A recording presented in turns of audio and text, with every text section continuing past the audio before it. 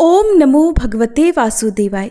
श्री सत्यनारायण भगवान की जय। प्रिय श्रोताओं, आज का दिन केवल सावन की पूर्णिमा नहीं, ये एक ऐसा शुभ संगम भी है जहाँ भक्ति, प्रेम और रक्षा का सूत्र एक साथ बंधा हुआ है। एक और रक्षाबंधन का पावन पर्व जो भाई बहन के अटूट प्रेम का प्रतीक है, और दूसरी ओर श्री सत्यनारायण भगवान की कथा जो जीवन में सत्य, समर्पण और सद्गति का मार्ग दिखाती है।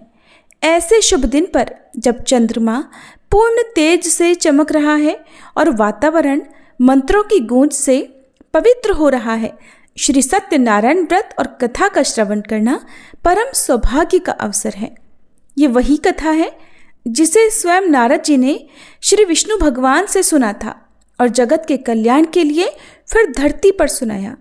जो इस कथा को श्रद्धा से सुनता है, उसकी सारी बाधाएं समाप्त होती हैं, घर में सुख, शांति, संतान, ऐश्वर्य और समृद्धि का वास होता है और समस्त मनोकामनाओं की पूर्ति होती है। तो आइए इस पुण्य अवसर पर रक्षाबंधन के प्रेम और सावन पूर्णिमा की पवित्रता के साथ हम श्री हरि के सत्यनारायण स्वरूप की कथा का श्रवण करें। एक समय की बात है, नैमिषारण्य तीर्थ में शौनक आदि 88,000 ऋषियों ने श्री सूत जी से पूछा कि हे प्रभु, इस कलयुग में वेद विद्या रहित मनुष्यों को प्रभु भक्ति किस प्रकार मिल सकती है तथा उनका उद्धार कैसे होगा। हे मुनिश्रेष्ठ, कोई ऐसा तप बताइए जिससे थोड़े ही समय में पुण्य मिले और मनोवांछित फल भी मिल जाए। इस प्रकार की कथा सुनने की हम लोग इच्छा रखते हैं। तब सभी शास्त्रों के ज्ञाता श्री सूत जी कहने लगे, हे वैष्णवों में पूज्य, आप सभी ने प्राणियों के हित की बात पूछी है, इसलिए मैं एक ऐसे श्रेष्ठ और व्रत के बारे में आप लोगों को जरूर बताऊंगा जिसके बारे में नारद जी ने श्री लक्ष्मी नारायण जी से पूछा था और लक्ष्मीपति श्री हरि ने नारद जी से कहा था। अब आप सभी से सुनिए। एक समय की बात है, देवर्षि नारद जी दूसरों के हित की इच्छा लिए अनेकों लोकों में घूमते हुए मृत्यु लोक में जा पहुंचे। वहां उन्होंने अनेक योनियों में जन्मे सभी मनुष्यों को अपने अपने कर्मों के अनुसार पीड़ा झेलते हुए देखा। उनका दुख देखकर नारद जी सोचने लगे कि ऐसा क्या किया जाए जिससे निश्चित रूप से मानव के दुखों का अंत हो जाए। इसी बात पर विचार करते हुए वह विष्णुलोक को गए। वहां नारायण की स्तुति करने लगे और कहने लगे कि नारायण नारायण, हे भगवान, आप अत्यंत शक्ति से संपन्न हैं, निर्गुण स्वरूप, सृष्टि के कारण भक्तों के दुख को दूर करने वाले हैं, आपको मेरा प्रणाम है। इस प्रकार नारद जी की स्तुति सुनकर भगवान श्री हरि बोले, हे मुनिश्रेष्ठ, आपके मन में क्या बात है उसे निसंकोच कहो। इस पर नारद मुनि कहने लगे कि मृत्युलोक में अनेक योनियों में जन्मे मनुष्य अपने कर्मों के द्वारा अनेकों दुखों से दुखी हो रहे हैं। हे प्रभु, आप तो ये बताइए कि वो मनुष्य थोड़े से प्रयास से ही अपने दुखों से छुटकारा कैसे पा सकते हैं। तब श्री हरि कहने लगे, हे नारद, मनुष्यों की भलाई के लिए तुमने बहुत उत्तम प्रश्न पूछा है। स्वर्गलोक और मृत्युलोक दोनों में एक दुर्लभ उत्तम व्रत है जो पुण्य देने वाला है। आज प्रेमवश होकर मैं उसे तुमसे कहता हूँ। श्री सत्यनारायण भगवान का व्रत अच्छी तरह विधान पूर्वक करके मनुष्य तुरंत ही यहाँ सुख भोग कर मरने पर मोक्ष प्राप्त करता है। श्री हरि के वचन सुनकर नारद जी बोले कि उस व्रत का फल क्या है प्रभु, और उसका विधान क्या है, ये व्रत किसने किया था, इस व्रत को किस दिन करना चाहिए, आप सब कुछ विस्तार से बताएं। नारद जी की बात सुनकर फिर श्री हरि कहने लगे, दुख और शोक को दूर करने वाला, यह सभी स्थानों पर विजय दिलाने वाला है। मानव को भक्ति और श्रद्धा के साथ शाम को श्री सत्यनारायण जी की पूजा धर्मपरायण होकर ब्राह्मणों और बंधु बांधवों के साथ करने के साथ ही यथाशक्ति यथा अनुसार भक्ति भाव से भगवान को भोग लगाएं, आरती गाएं और ब्राह्मणों सहित बंधु बांधवों को भी भोजन कराएं। उसके बाद ही स्वयं भोजन करें। कीर्तन भजन के बाद भगवान की भक्ति में लीन हो जाएं। इस तरह से सत्यनारायण भगवान का यह व्रत करने पर मनुष्य की सारी इच्छाएं निश्चित रूप से पूर्ण होती हैं। इस कलयुग का अर्थात कली काल में मृत्युलोक में मोक्ष का यही एक सरल उपाय बताया गया है। श्री सूत जी बोले, हे ऋषियों, जिसने पहले समय में इस व्रत को किया था, अब उसका इतिहास कहता हूँ, ध्यान से सुनो। सुंदर काशीपुरी नगरी में एक अत्यंत निर्धन ब्राह्मण रहता था। भूख प्यास से परेशान वह धरती पर घूमता रहता था। ब्राह्मणों से प्रेम करने वाले भगवान ने एक दिन ब्राह्मण का वेश धारण कर उसके पास जाकर पूछा, हे ब्राह्मण देवता, नित्य दुखी होकर तुम पृथ्वी पर क्यों घूमते हो? तब वह दीन ब्राह्मण बोला, मैं निर्धन ब्राह्मण हूँ, भिक्षा के लिए धरती पर घूमता हूँ। यदि आप इसका कोई उपाय जानते हो तो बताओ। वृद्ध ब्राह्मण रूपी भगवान कहने लगे कि सत्यनारायण भगवान मनोवांछित फल देने वाले हैं, इसलिए तुम उनका पूजन करो। इसे करने से मनुष्य सभी दुखों से मुक्त हो जाता है। वृद्ध ब्राह्मण बनकर आए सत्यनारायण भगवान उस निर्धन ब्राह्मण को व्रत का सारा विधान बताकर अंतर्ध्यान हो गए। अगले दिन सुबह उठने के साथ ही उस बूढ़े ब्राह्मण ने मन में संकल्प लिया कि सत्यनारायण भगवान का व्रत करूंगा, और फिर अपने नित्य कर्मों से निवृत्त होकर वह भिक्षा के लिए चल पड़ा। उस दिन उसे भिक्षा में बहुत सारा धन प्राप्त हुआ। उसी धन से उसने परिवार के साथ भगवान सत्यनारायण की पूजा की और व्रत रखा।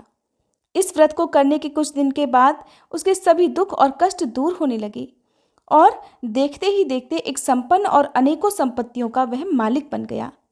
तब हर महीने की पूर्णिमा के दिन वे ब्राह्मण सत्यनारायण भगवान की पूजा और व्रत करने लगे। इस प्रकार सत्यनारायण भगवान के इस व्रत को करके वह श्रेष्ठ ब्राह्मण सभी पापों और गरीबी से दूर हो गया, और उसने एक दुर्लभ मोक्ष पद भी प्राप्त किया। इस तरह से सत्यनारायण भगवान के व्रत को जो मनुष्य करेगा वह सभी प्रकार के पापों से छूटकर मोक्ष को प्राप्त होगा। जो मनुष्य इस व्रत को करेगा वह भी सभी दुखों से मुक्त हो जाएगा। सूत जी बोले कि इस तरह से देवर्षि नारद जी से नारायण जी का कहा हुआ श्री सत्यनारायण व्रत मैंने तुमसे बताया। हे विप्रो, मैं अब और क्या कहूँ? तब ऋषिगण कहने लगे, हे मुनिवर, संसार में उस विप्र से सुनकर और किस किस ने इस व्रत को किया? हम सब इस बात को सुनना चाहते हैं, इसके लिए हमारे मन में श्रद्धा का भाव है। तब श्री सूत जी कहने लगे, हे मुनियों, जिस जिसने इस व्रत को किया है वह सब सुनो। एक समय वही विप्र धन और ऐश्वर्य के अनुसार अपने बंधु बांधवों के साथ इस व्रत को करने को तैयार हुआ। उसी समय एक लकड़ी बेचने वाला बूढ़ा आदमी आया और लकड़ियां बाहर रखकर अंदर ब्राह्मण के घर में गया। प्यास से दुखी होकर वह लकड़हारा उनको व्रत करते देख विप्र को नमस्कार कर पूछने लगा कि हे ब्राह्मण देव, आप ये क्या कर रहे हैं तथा इसे करने से आपको क्या फल मिलेगा? कृपा करके मुझे भी बताइए। तब ब्राह्मण ने कहा कि यह सब मनोकामनाओं को पूर्ण करने वाला सत्यनारायण भगवान का व्रत है। इनकी कृपा से ही मेरे घर में धन धान्य आदि की वृद्धि हुई है। विप्र से सत्यनारायण व्रत के बारे में जानकर वह लकड़हारा बहुत प्रसन्न हुआ। चरणामृत लेकर और प्रसाद खाने के बाद वह अपने घर गया। लकड़हारे ने अपने मन में संकल्प किया कि आज लकड़ी बेचने से जो भी धन मिलेगा उसी से श्री सत्यनारायण भगवान का उत्तम व्रत करूंगा। मन में इस विचार को लेकर वह बूढ़ा आदमी सिर पर लकड़ियां रखकर उस नगर में बेचने गया, जहां उसने अपनी लकड़ियों का दाम पहले से 4 गुना अधिक प्राप्त किया। बूढ़ा प्रसन्नता के साथ पैसे लेकर सत्यनारायण भगवान की मूर्ति और व्रत की अन्य सामग्रियां लेकर अपने घर गया। वहां उसने अपने परिवारजनों को बुलाकर विधि विधान से सत्यनारायण भगवान का पूजन और व्रत किया। इस व्रत के प्रभाव से वह बूढ़ा लकड़हारा धन पुत्र आदि से युक्त होकर संसार के समस्त सुख भोग कर अंत समय में वैकुंठ धाम चला गया। श्री सूत जी कहने लगे कि हे श्रेष्ठ मुनियों, अब आगे की कथा भी कहता हूँ। पहले समय में उल्कामुख नाम का एक बुद्धिमान राजा था। वह सत्यवक्ता और जितेंद्रिय था। प्रतिदिन देव स्थानों पर जाता और निर्धनों को धन देकर उनके कष्ट दूर किया करता था। उसकी पत्नी कमल के समान मुख वाली तथा सती साध्वी थी। भद्रशिला नदी के तट पर एक बार उन दोनों ने श्री सत्यनारायण भगवान का व्रत किया। उसी समय साधु नाम का एक वैश्य वहां आया। उसके पास व्यापार करने के लिए बहुत सारा धन भी था। राजा को व्रत करते देखकर वह विनम्रता के साथ पूछने लगा कि हे राजन, भक्ति भाव से पूर्ण होकर आप ये क्या कर रहे हैं? मैं सुनने की इच्छा रखता हूँ, तो आप कृपा कर मुझे भी बताएं। तब वह राजा इस प्रकार बोला कि अपने बंधु बांधवों के साथ पुत्र आदि की प्राप्ति के लिए मैं श्री सत्यनारायण भगवान का व्रत और पूजन कर रहा हूँ। राजा के वचन सुनकर साधु वैश्य आदर से कहने लगा कि हे राजन, मुझे भी इस व्रत का सारा विधान बताइए, मैं भी इस व्रत को करूँगा। मुझे भी कोई संतान नहीं है और मुझे विश्वास है कि इस व्रत को करने से निश्चित रूप से मुझे भी संतान की प्राप्ति होगी। तब राजा से व्रत का सारा विधान सुनकर व्यापार से निवृत्त होकर वह व्यापारी अपने घर गया। साधु ने अपनी पत्नी को संतान देने वाले इस व्रत का वृत्तांत कह सुनाया और कहा कि जब मेरी संतान होगी तब मैं इस व्रत को करूंगा। साधु ने इस तरह के वचन अपनी पत्नी लीलावती से कहे। एक दिन लीलावती अपने पति के साथ आनंदित हो सांसारिक धर्म में प्रवृत्त होकर सत्यनारायण भगवान की कृपा से गर्भवती हो गई। कुछ महीने के बाद उसके गर्भ से एक सुंदर कन्या ने जन्म लिया। माता पिता ने अपनी कन्या का नाम कलावती रखा।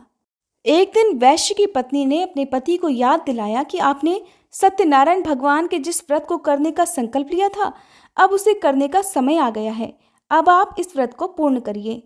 तब वह साधु कहने लगा कि हे प्रिय, इस व्रत को मैं अपनी पुत्री के विवाह पर करूंगा। इस प्रकार वह अपनी पत्नी को आश्वासन देकर नगर को चला गया।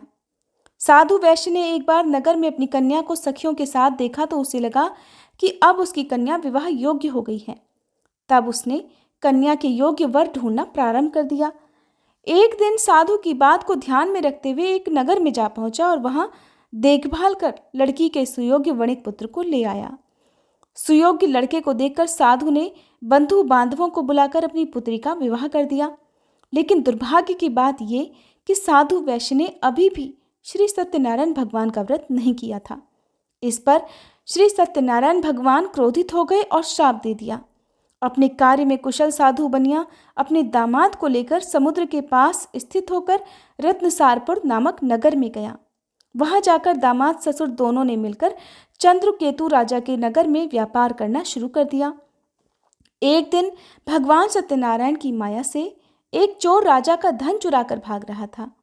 उसने राजा के सिपाहियों को अपना पीछा करते देख चुराया हुआ सारा धन वहां रख दिया जहां साधु अपने दामाद के साथ ठहरा हुआ था। राजा के सिपाहियों ने जब चुराया हुआ धन ससुर और दामाद के पास पड़ा हुआ देखा तो वे ससुर और दामाद दोनों को बांधकर प्रसन्नता से राजा के पास ले गए और कहने लगे कि महाराज, हम उन दोनों चोरों को पकड़कर लाए हैं, आप आगे की कार्यवाही करने की आज्ञा दें। तब राजा की आज्ञा से उन दोनों को कठिन कारावास में डाल दिया गया और उनका सारा धन भी उनसे छीन लिया गया। श्री सत्यनारायण भगवान के श्राप से साधु की पत्नी भी बहुत दुखी हुई। घर में जितना भी धन रखा था उसे चोर चुरा ले गए। शारीरिक तथा मानसिक पीड़ा और भूख प्यास से अति दुखी होकर अन्न की चिंता में कलावती एक ब्राह्मण के घर गई। वहां उसने श्री सत्यनारायण भगवान का व्रत होते देखा, फिर कथा भी सुनी और वह प्रसाद ग्रहण कर रात को अपने घर वापस आई। तब माता ने कलावती से पूछा कि हे पुत्री, तुम अब तक कहाँ थी, तुम्हारे मन में क्या है? तब कलावती ने अपनी माता से कहा कि हे माता, मैंने एक ब्राह्मण के घर में श्री सत्यनारायण भगवान का व्रत होते देखा है। तब कन्या के वचन सुनकर लीलावती भगवान के पूजन की तैयारी करने लगी। लीलावती ने अपने परिवार और बंधु बांधवों के सहित सत्यनारायण भगवान का पूजन किया और उनसे वर मांगा कि मेरे पति तथा दामाद शीघ्र ही घर वापस आ जाएं। साथ ही ये भी प्रार्थना की कि हम सभी के अपराध क्षमा करें। श्री सत्यनारायण भगवान इस व्रत से संतुष्ट हो गए और राजा चंद्रकेतु को सपने में दर्शन देकर कहने लगे कि हे राजन, तुम उन दोनों वैश्यों को छोड़ दो और तुमने उनका जो भी धन लिया है उसे भी वापस कर दो। अगर तुमने ऐसा नहीं किया तो मैं तुम्हारा सारा धन, राज्य और संतान सभी कुछ नष्ट कर दूंगा। राजा को यह सब कहकर वह अंतर्ध्यान हो गए। प्रातःकाल सभा में राजा ने अपना स्वप्न सभी को सुनाया। फिर कहने लगे कि उन दोनों को कैद से मुक्त कर सभा में लाओ। वैश्यों ने आते ही राजा को प्रणाम किया। तब राजा कहने लगा कि हे महानुभावों, भाग्यवश ऐसा कठिन दुख तुम्हें प्राप्त हुआ है, लेकिन अब तुम्हें किसी बात का कोई भय नहीं है। ऐसा कहकर राजा ने उन दोनों को नए वस्त्र आभूषण भी पहनाए और जितना धन उनका लिया था उससे दोगुना धन वापस कर दिया। इस तरह दोनों वैश्य अपने घर की ओर चल दिए। श्री सूत जी महाराज कहने लगे कि इस प्रकार वैश्यों ने मंगलाचार कर अपनी यात्रा प्रारंभ की और अपने नगर की ओर चल दिए। उनके थोड़ी ही दूर जाने पर दंडी वेशधारी श्री सत्यनारायण भगवान ने उनसे पूछा, हे साधु, तेरी नाव में क्या है? तब अभिमान से भरा हुआ वह वैश्य कहने लगा कि हे दंडी, आप क्यों पूछते हो, क्या धन लेने की इच्छा है? मेरी नाव में तो बेल और पत्ते भरे हुए हैं। वैश्य के ऐसे कठोर वचन सुनकर भगवान कहने लगे कि तुम्हारा वचन सत्य हो। दंडी ऐसे वचन कहकर वहां से दूर चले गए। कुछ दूर जाकर समुद्र के किनारे बैठ गए। इधर दंडी के जाने के बाद साधु वैश्य ने नित्य क्रिया के पश्चात अपनी नाव को जब ऊंची उठते देखा तो बड़ा आश्चर्य हुआ और नाव में बेलपत्ते आदि भरे हुए देखकर वह मूर्छित होकर जमीन पर ही गिर पड़ा। वापस होश आने पर वह अत्यंत शोक में डूब गया। तब उसका दामाद कहने लगा कि पिताजी, आप शोक मत मनाइए, ये सब दंडी का ही श्राप है, इसलिए हमें उनकी ही शरण में जाना चाहिए, तभी हमारी मनोकामना पूर्ण हो सकेगी। दामाद की बात सुनकर वह दंडी के पास पहुंचा और अत्यंत भक्तिभाव नमस्कार करके कहने लगा कि हे महाराज, मैंने आपसे जो असत्य वचन कहे थे उनके लिए मुझे क्षमा कर दें। ऐसा कहकर वह रोने लगा। तब दंडी भगवान कहने लगे कि हे वणिक पुत्र, मेरी आज्ञा से बार बार तुम्हें दुख प्राप्त हुआ है, तू मेरी पूजा से विमुख हुआ है। तब वह साधु वैश्य कहने लगा कि हे भगवान, आपकी माया से ब्रह्मादि देवता भी आपके रूप को नहीं जानते, तब मैं भला ज्ञानी कैसे जान सकता हूँ। अब आप प्रसन्न होइए, मैं अपनी सामर्थ्य के अनुसार आपकी पूजा और व्रत अवश्य करूँगा। हे प्रभु, मेरी रक्षा करो और पहले के समान मेरी नौका में धन भर दो। साधु वैश्य के भक्तिपूर्वक वचन सुनकर भगवान प्रसन्न हो गए और उसकी इच्छानुसार वरदान देकर अंतर्ध्यान हो गए। दामाद और ससुर दोनों जब नाव पर आए तो नाव धन से भरी हुई मिली। फिर वहीं अपने अन्य साथियों के साथ सत्यनारायण भगवान का पूजन कर वे दोनों अपने नगर को चल दिए। जब नगर के नज़दीक पहुंचे तो दूत को घर पर खबर करने के लिए भेज दिया। दूत साधु की पत्नी को प्रणाम कर कहने लगा कि मालिक अपने दामाद सहित नगर के निकट आ गए हैं। दूत की बात सुनकर साधु की पत्नी लीलावती ने बड़े हर्ष के साथ सत्यनारायण भगवान का पूजन कर अपनी पुत्री कलावती से कहा कि मैं अपने पति के दर्शन को जा रही हूँ, तू भी कार्य समाप्त कर जल्दी आ जाना। माँ के ऐसे वचन सुनकर कलावती जल्दी जल्दी में प्रसाद छोड़कर अपने पति के पास चली आई। इस तरह प्रसाद की अवज्ञा के कारण श्री सत्यनारायण भगवान रुष्ट हो गए और नाव सहित उसके पति को पानी में डुबो दिया। कलावती अपने पति को वहां न पाकर रोती हुई जमीन पर गिर गई। नौका को डूबा हुआ देख और कन्या को रोता हुआ देख वह साधु वैश्य दुखी होकर कहने लगा कि हे प्रभु, मुझसे तथा मेरे परिवार से जो भी भूल हुई है उसे क्षमा करें। साधु के दीन वचन सुनकर श्री सत्यनारायण भगवान प्रसन्न हो गए और आकाशवाणी हुई कि हे साधु, तेरी कन्या मेरे प्रसाद को छोड़कर आई है, इसलिए उसका पति अदृश्य हो गया है। यदि अब वह घर जाकर प्रसाद खाकर लौटे तो इसे इसका पति अवश्य मिलेगा। ऐसी आकाशवाणी सुन कलावती ने वैसा ही किया जैसा आकाशवाणी के दौरान भगवान ने कहा था। और फिर प्रसाद ग्रहण करने के बाद जब वो वापस आई तो अपने पति के दर्शन करके वह अत्यंत प्रसन्न हुई। उसके बाद साधु वैश्य अपने बंधु बांधवों सहित भगवान श्री सत्यनारायण भगवान का विधि विधान से पूजन करता है और इस लोक का सभी सुख भोग कर वह अंत में स्वर्ग जाता है। श्री सूत जी बोले, हे ऋषियों, मैं और भी एक कथा सुनाता हूँ, उसे भी ध्यानपूर्वक सुनो। प्रजापालन में लीन तुंगध्वज नाम का एक राजा था। उसने भी भगवान का प्रसाद त्याग कर बहुत ही दुख प्राप्त किया। एक बार जंगल में जाकर वन्य पशुओं को मारकर वह बड़ के पेड़ के नीचे आया। वहां उसने ग्वालों को भक्ति भाव से अपने बंधु बांधवों सहित सत्यनारायण भगवान का पूजन करते देखा। अभिमानवश राजा ने उन्हें देखकर भी पूजा स्थान में ना तो वह गया और ना ही उसने भगवान को प्रणाम किया। ग्वालों ने राजा को प्रसाद दिया, लेकिन उसने वह प्रसाद भी नहीं खाया और प्रसाद को वहीं छोड़कर अपने नगर को चला गया। जब राजा अपने नगर में पहुंचा तो वहां सब कुछ तहस नहस हुआ पाया, तो शीघ्र ही वह समझ गया कि ये सब भगवान के अनादर का ही परिणाम है। तब वह दोबारा ग्वालों के पास पहुंचा और विधिपूर्वक पूजा करके प्रसाद खाया तो श्री सत्यनारायण भगवान की कृपा से सब कुछ पहले जैसा ही हो गया और फिर दीर्घ काल तक सभी सुख भोग कर अंत में वह मोक्ष पद को प्राप्त हुआ। जो मनुष्य परम दुर्लभ इस व्रत को करेगा तो भगवान सत्यनारायण की कृपा से उसे धन धान्य की प्राप्ति होगी। इस व्रत के प्रभाव से निर्धन धनी हो जाता है और भयमुक्त होकर जीवन जीता है। संतानहीन मनुष्य को संतान सुख प्राप्त होता है और सारे मनोरथ पूर्ण होने पर वह मनुष्य अंत में वैकुंठ धाम को जाता है। तब श्री सूत जी कहने लगे कि जिन्होंने पहले इस व्रत को किया है, अब उनके दूसरे जन्म की कथा कहता हूँ। वृद्ध शतानंद ब्राह्मण ने सुदामा का जन्म लेकर मोक्ष की प्राप्ति की। लकड़हारे ने अगले जन्म में निषाद बनकर मोक्ष प्राप्त किया। उल्कामुख नाम का राजा दशरथ होकर वैकुंठ लोक को गए। साधु नाम के वैश्य ने मोरध्वज बनकर अपने पुत्र को आरी से चीरकर मोक्ष पाया और महाराज तुंगध्वज ने स्वयंभू होकर भगवान में भक्ति युक्त होकर कर्म कर मोक्ष प्राप्त किया। कथा समाप्त। सभी प्रेम से बोलिए श्री सत्यनारायण भगवान की जय। सावन पूर्णिमा की जय। रक्षाबंधन के पावन पर्व की जय। श्री लक्ष्मी नारायण भगवान की जय।